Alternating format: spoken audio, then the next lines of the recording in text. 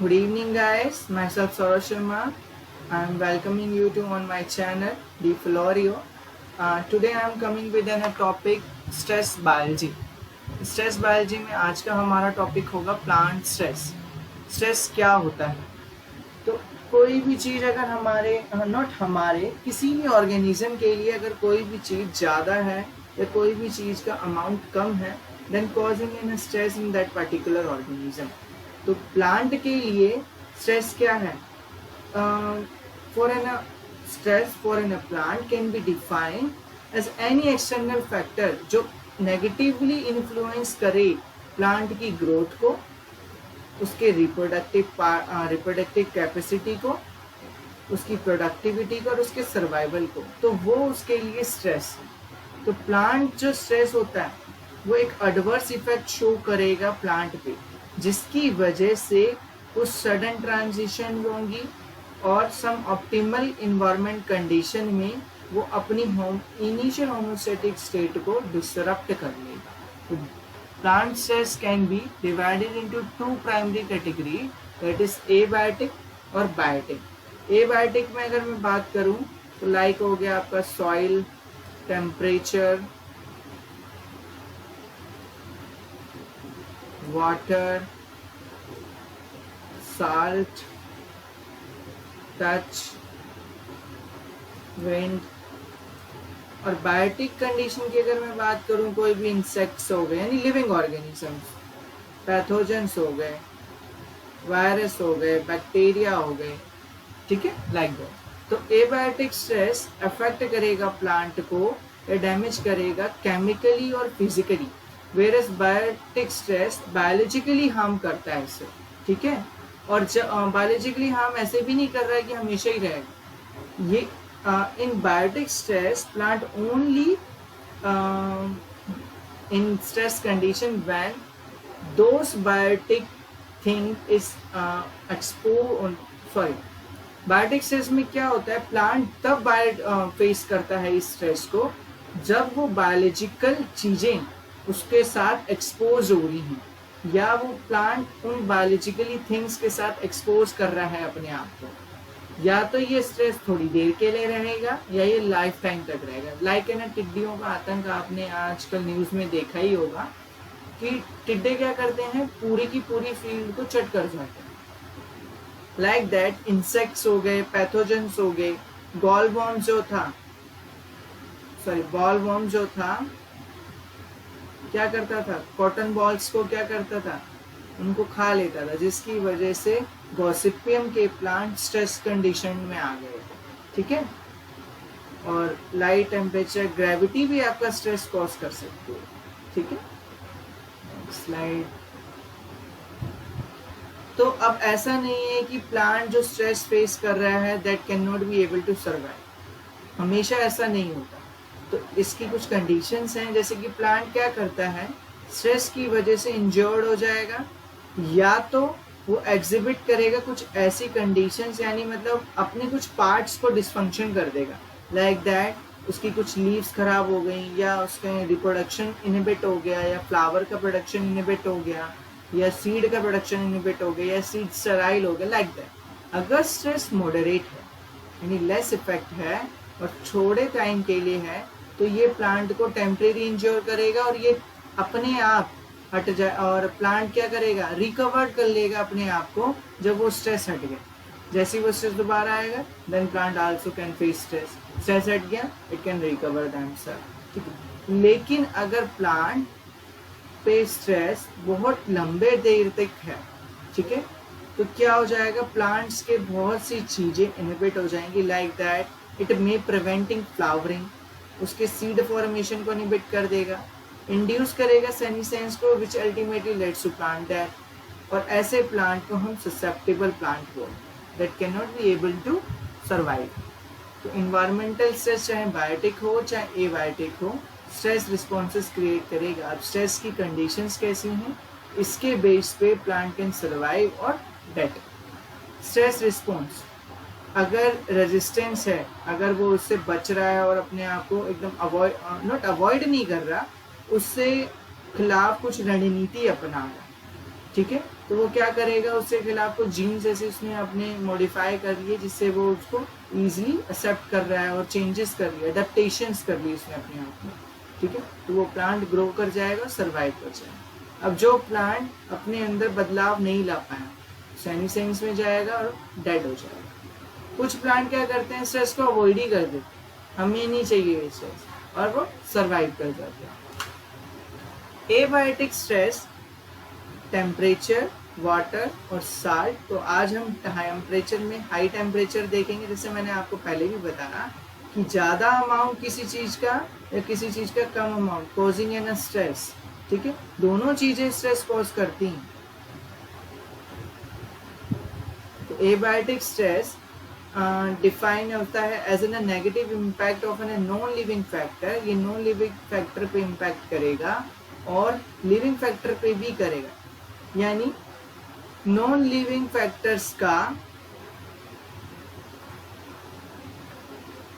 Impact अगर हो living organism पे तो वो एबायोटिक स्ट्रेस कहलाएगा, एक पर्टिकुलर स्पेसिफिक एनवायरनमेंट में। ऐसा नहीं कि हम एनवायरनमेंट चेंज होता जा रहा है, एक पर्टिकुलर स्पेसिफिक एनवायरनमेंट है, जैसे धूप है, बहुत गर्मी है, ड्रॉट कंडीशन है, that is in a particular specific environment, ठीक है। High temperature effect, high temperature के इफेक्ट की वजह से सबसे पहले जो प्लांट में इफेक्ट होती है दैट इज फोटोसिंथेसिस। फोटोसिंथेसिस आपकी सबसे पहले इफेक्ट होगी। कैसे फोटोसिंथेसिस सबसे पहले इफेक्ट हो रही है, प्लांट जैसे ही आपका फेस कर रहा है हाई टेम्परेचर यानी हाई लाइट, इंटेंसिटी लाइट भी बहुत हाई है, तो their leaf should be burn down, ये देखो बर्न हो रही, ठीक है। इसकी वजह से क्लोरोफिल जो मॉलिक्यूल हैं, ठीक है, क्लोरोप्लास्ट में इफेक्ट होगा। ग्रेना आपके जो है थाइलाकोइड मेम्ब्रेन है, थाइलाकोइड का ऑल्टरेशन हो जाएगा, थाइलाकोइड के स्ट्रक्चर में चेंज आएगा, जिसकी वजह अल्टीमेटली फोटोसिंथेसिस इनहिबिट होगी।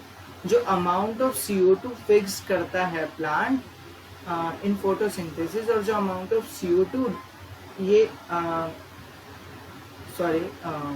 Amount of CO2 expel out करता है। देखो, एक चीज होती है आपकी फोटोसिंथेसिस, एक होता है रेस्पिरेशन। फोटोसिंथेसिस में प्लांट CO2 को फिक्स करता है, तो जितना अमाउंट ऑफ CO2 को फिक्स कर रहा है उतना ही अमाउंट ऑफ वो एक्सपेल आउट करता है। तो इतने बीच का जो टाइम पीरियड होता है that is known as compensation point, ठीक है। ये कंपनसेशन पॉइंट से जैसे ही टेम्परेचर हाई होता है, ठीक है, इसको हम टेम्परेचर कंपनसेशन पॉइंट कहते हैं। इससे अगर हाई चला गया temperature then plant suffer from an stress. तो सबसे पहले फोटोसिंथेसिस इफेक्ट करेगी, फिर रेस्पिरेशन, फिर आपका एंजाइमेटिक एक्टिविटी, ठीक है। एंजाइमेटिक एक्टिविटी की वजह के बाद आपका मेम्ब्रेन की स्टेबिलिटी इफेक्ट करेगी, ठीक है। आयन लीकेज होने लग जाएंगे जिसकी वजह से मेम्ब्रेन इफेक्ट होगा।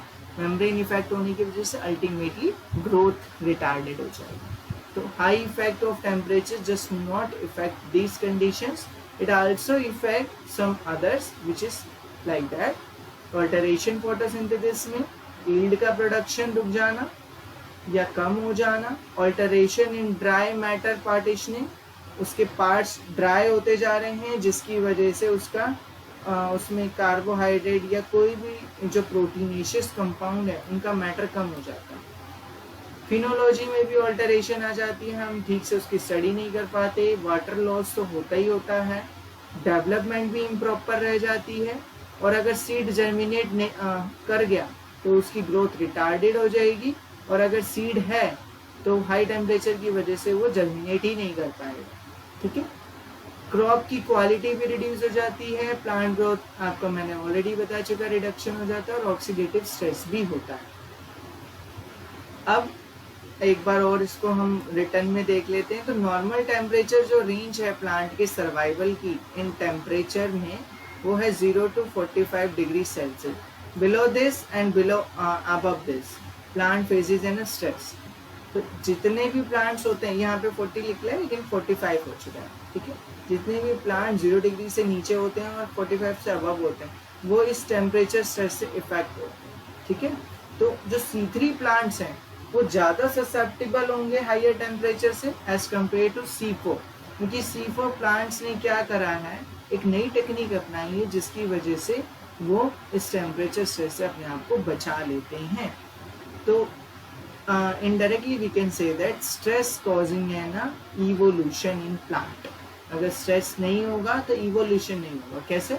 कोई चीज़ आपकी कंटिन्यूसली स्मॉल अमाउंट में प्लांट के अंदर होती जा रही तो एक ऐसा टाइम पीरियड आएगा, they have to overcome from this, उनको ओवरकम होना है उस चीज़ से, तो दे हैव टू या तो उसको वो अपना लेंगे या उससे इवॉल्व हो जाएंगे। ठीक है, तो कुछ प्लांट्स क्या करते हैं, आरओएस जनरेशन स्पीसीज के जो प्लांट हैं, रिएक्टिव ऑक्सीजन स्पीसीज के प्लांट, वो उन सेल्स में अपोप्टोसिस कॉजेज करा देते हैं जो टेम्परेचर स्ट्रेस को फेस कर रहे हैं। ठीक है, तो हाइयर टेम्परेचर किसको इंज्योर करता है? क्लोरोप्लास्ट। क्लोरोप्लास्ट कैसे इंज्योर हो रहा है?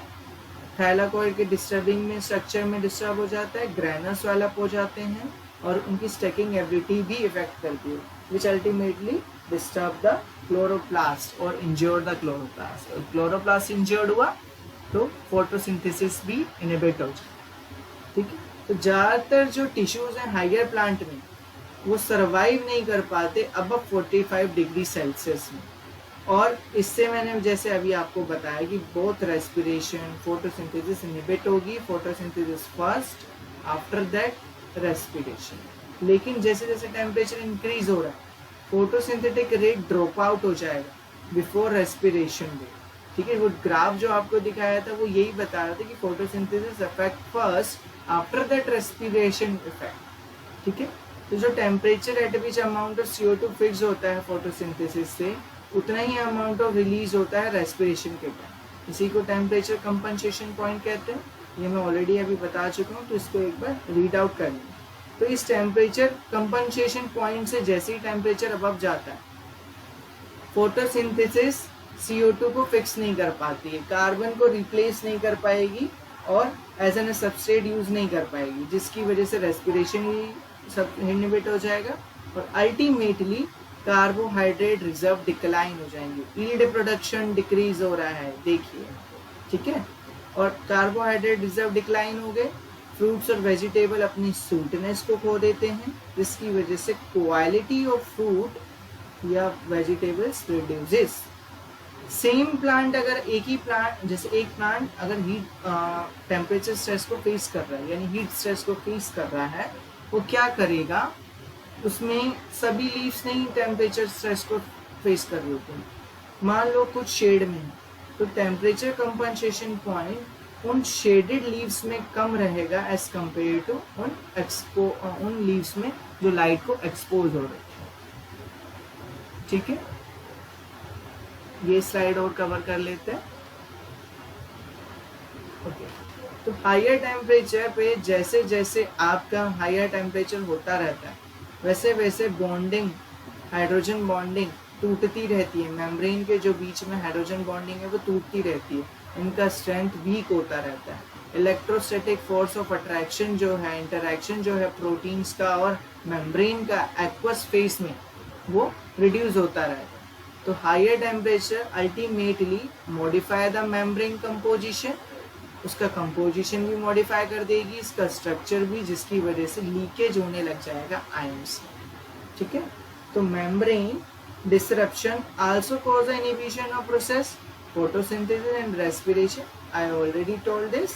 ठीक है, साथ में इसकी एक्टिविटी उनको भी इफेक्ट करेगी जो मेम्ब्रेन एसोसिएटेड इलेक्ट्रॉन कैरियर्स का काम करते हैं और एंजाइम की एक्टिविटी को भी इफेक्ट करेगी। क्योंकि ज़रूरी नहीं कि जिस टेम्परेचर पे आपकी फोटोसिंथेसिस इनहिबिट हो रही है उस पर एंजाइम्स भी इनहिबिट हो जाएंगे, नहीं। एंजाइम्स का denaturing temperature is more as compare to photosynthesis inhibition. तो एंजाइम्स बाद में डीनेचर्ड होते हैं, पहले फोटोसिंथेसिस, लेकिन डीनेचर होने के बाद वो एक्टिविटी लूज कर लेंगे। ठीक है, higher than that at which photosynthesis begin to decline. The result suggests that early stages of heat injury to photosynthesis are more directly related to change in membrane property. ये result ये कुछ experiments के results ये कहते हैं कि जो higher temperature जो फेस कर रहा है, जब फोटोसिंथेसिस इंजर्ड हो चुकी है, ख़त्म हो चुकी है हीट स्ट्रेस की वजह से, वो डायरेक्टली रिलेट करेगी मेम्ब्रेन की प्रॉपर्टीज़ में। और उन एनर्जी ट्रांसफर अनकपलिंग रिएक्शंस में जो क्लोरोप्लास्ट के मैकेनिज्म क्लोरोप्लास्ट में हो रही है, as compare to that protein which can be degenerate at higher temperature. यानी हायर टेम्परेचर पे जो एंजाइम्स हैं वो बाद में डीनेचर्ड होंगे, यानी एंजाइम्स जब डीनेचर्ड हो रहे हैं तो ऑटोमेटिकली मेम्ब्रेन उस टाइम तक चेंज हो चुकी है। ठीक है, तो ये दो प्लांट्स का आपको डाटा दिया गया है। This diagram I have taken from the Taiz and Zeiger, very good book of plant physiology. ये डाटा ये बता रहा है कि फोटोसिंथेसिस पहले इफेक्ट करेगी। आप ये देख लीजिए, एट्रिप्लेक्स सेबुलोसा जिसको फ्रोसिट ओरेखी भी कहते हैं, इसमें ये देखो ये फोटोसिंथेसिस है। फोटोसिंथेसिस जब कम्प्लीटली इनहिबिट हुई है तब तक रेस्पिरेशन इनहिबिशन शुरू भी नहीं हुआ, मतलब शुरू तो हो चुका, शुरू नहीं हुआ है। देखिए ना, लीकेज शुरू हुआ, तो रेस्पिरेशन और ion leakage is required far more temperature as compare to photosynthesis. Photosynthesis सबसे पहले इफेक्ट होगी दोनों प्लांट्स में, देखिए। ठीक है, तो जैसे ही आपकी कंप्लीट फोटोसिंथेसिस इनहिबिट हो गया, उसके ठीक थोड़ी देर बाद आपका रेस्पिरेशन और आयन लीकेज भी शुरू हो जाता है। तो photosynthesis more sensitive to heat stress as compared to both of these other process. This is a respiration and this is a membrane stability. Membrane stability की वजह से ion leakage out होता है। ठीक है, ओके। तो अब इस स्ट्रेस से बचने के लिए प्लांट क्या करते हैं, उन्होंने अपने आप को अडेप्ट किया। कुदरत में हर चीज मुमकिन है, तो किसी चीज से बचने के लिए कुदरत कुछ ना कुछ तरीके निकाल ही लेती है। Like that, plant also evolve themselves or adapt themselves to protect from this heat stress. ठीक है, जो एक्सेसिव हीटिंग हो रही है उसने उससे अपने आप को बचाया। कैसे बचाया? अपनी लीव्स को बचाया। सबसे पहले तो स्टोमाटा को क्लोज कर दिया डे में, जो C4 प्लांट्स में होता है। ठीक है, जिसकी वजह से वाटर लॉस कम हुआ। तो प्लांट ने अगर हाई टेम्परेचर को फेस भी किया तो एटलीस्ट उसके अंदर वाटर स्ट्रेस तो नहीं होगा। ठीक है, और अगर वाटर का अमाउंट प्रेजेंट रहेगा तो वो हाई टेम्परेचर को भी फेस कर लेते हैं। ठीक है, बाद में उन्होंने हेयर्स को जनरेट किया on their stem, on their leaves also, जिसकी वजह से सनलाइट आपकी रिफ्लेक्ट बैक हो जाती है। ठीक है, ऐसे आई और ये रिफ्लेक्ट बैक चलेगी। साथ में लीव्स पे आपका एक वैक्सी मटेरियल होता है, दैट इज आपका किससे बनता है? सुबेरिन की डिपोजिशन के कारण होता है। ठीक है, सुबेरिन हो गया और एक और मटेरियल होता है, मुझे नाम नहीं ध्यान आ रहा, तो इसलिए इसको क्यूटिकल बोलते हैं। क्यूटिकल तो आपने सुना ही ना, वैक्स की डिपोजिशन होती है उसको। ओके, ये रहा मेरा कर्सर। तो इसकी वजह से क्या होता है, वैक्स की डिपोजिशन की वजह से आपका सेलुलोज की होती है, I think, not cellulose, cutin होता है, क्यूटिन। तो क्या है, इसकी डिपोजिशन की वजह से sunlight also reflected back, sunlight reflected हो गई, हीट स्ट्रेस से बच गया। Some plant also rolling down their leaves to avoid the heat stress, या हीट स्ट्रेस से बचने के लिए। तो ड्रॉट रेजिस्टेंस हो या हीट रेजिस्टेंस हो, डिपेंड करेगा उस कंडीशन पे कि आपका सूखा पड़ रहा है या टेम्परेचर हाई हो रहा है। उसी कंडीशन पे प्लांट अपने आप को अडेप्ट करेगा। ठीक है, तो सम प्लांट आल्सो क्या करते हैं, उन्होंने अपने लीफ की ओरिएंटेशन ही चेंज कर दी। Where is my cursor? Orientation कहने का मतलब, मान लो ये प्लांट है तो हॉरिजॉन्टल लीव्स की ओरिएंटेशन की जगह उन्होंने अपनी लीव्स की ओरिएंटेशन वर्टिकली कर ली, लाइक दिस। यूकेलिप्टस में आप देखोगे, ठीक है, यूकेलिप्टस में आप देखोगे कि प्लांट की जो ओरिएंटेशन है, लीव्स की जो ओरिएंटेशन है उसमें वो वर्टिकल है। वर्टिकली से क्या हुआ, ये है प्लांट, ये लीव्स है। ठीक है, लाइट इसके ऊपर एक्सपोज हो रही है तो यहाँ के आपके लीव्स का पोर्शन बच जाएगा, यानी leaves can not B burn completely. लेकिन अगर ये हॉरिजॉन्टल होता तो ये कंप्लीट बर्न हो जाती। ठीक है, तो वर्टिकल कर ली। और कुछ प्लांट्स ने अपनी लीफ को डायमॉर्फिक कर लिया, यानी डिवाइड कर लिया और अपनी लीव्स को डायसेक्टेड कर लिया, डायमॉर्फिक लीव्स बना ली लाइक दिस, ठीक है, जिसकी वजह से हीट स्ट्रेस रिड्यूस हो गया और साथ में बाउंड्री लेयर जो है उनको मिनिमाइज कर लिया और लेयर्स को थिक कर लिया, बाउंड्रीज की अंदर के बीच के जो लेयर्स है ना उनको थिक कर लिया और मैक्सिमाइज कर दिया convective and conductive heat loss को, ठीक है। तो जो डेजर्ट प्लांट्स हैं लाइक इन श्रब, ब्रिटल बश आप जो दिल्ली के फ्लोरा में भी देखोगे, ये मेट्रो स्टेशन के नीचे बहुत मिलता है, वाइट ब्रिटल बश, ठीक है, वाइट कलर का है, लेकिन दिल्ली में आपको रेड कलर का मिलेगा, ऐसे ब्रश टाइप का फ्लावर होता है, डायमॉर्फिक लीव्स होती हैं इसकी, ठीक है। डायमॉर्फिज्म की वजह से इसने अपने आप को क्या करा, हीट स्ट्रेस से बचा लिया, ठीक है। तो जो आपके एक्सेसिव हीट पड़ रही है तो डायमॉर्फिक की वजह से वो हीट स्ट्रेस रिड्यूस हो गया। अब green nearly hairless leaves found in the winter are replaced by white pubescent leaves in the summer. तो इसमें क्या है, जो ग्रीन नियरली हेयरलेस लीव्स हैं वो विंटर में मिलती हैं और अब समर में देखोगे तो उसमें आपको कम्प्लीटली वाइट प्यूबिसेंट लीव्स मिलेंगी, ठीक है। तो उसने ये अडेप्टेशंस करी है अपने आप को बचाने के लिए। तो आज की क्लास में इतना ही, नेक्स्ट क्लास में हम और पढ़ेंगे हीट स्ट्रेस के बारे में। तो प्लीज़ मुझे कमेंट करना मत भूलिएगा कि कैसा लगा आपको मेरा ये video, and also like and subscribe my channel. Thank you so much.